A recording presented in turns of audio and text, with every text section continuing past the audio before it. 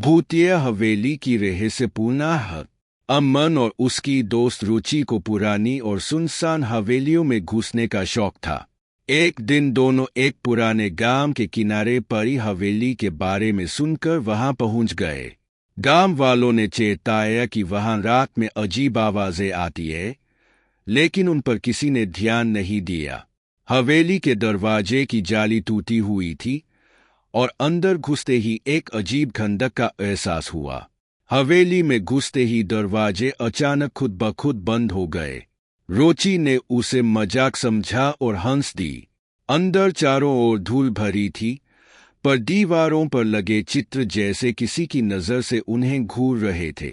घूमते घूमते वे एक कमरे तक पहुंचे, जहां एक पुरानी लकड़ी की अलमारी खड़ी थी।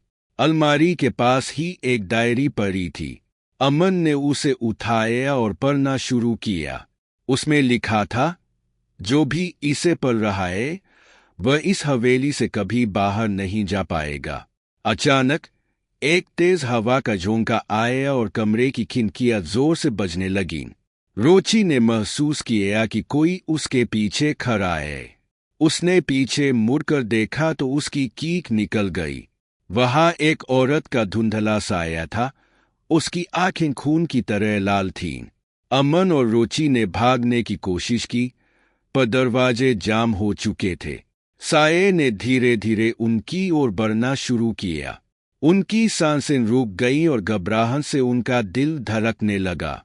वे दोनों चीख रहे थे, पर आवाज बाहर तक नहीं जा रही थी।